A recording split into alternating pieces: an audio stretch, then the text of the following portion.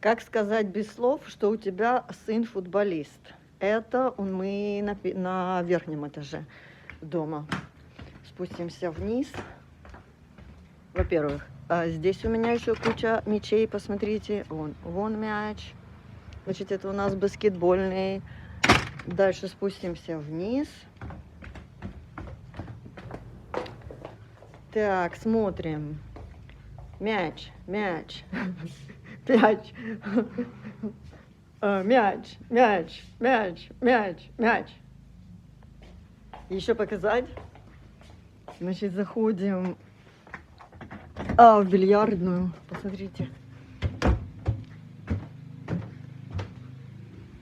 Мяч, мяч. Мяч, мяч, мяч, мяч. Та-да-да-дам.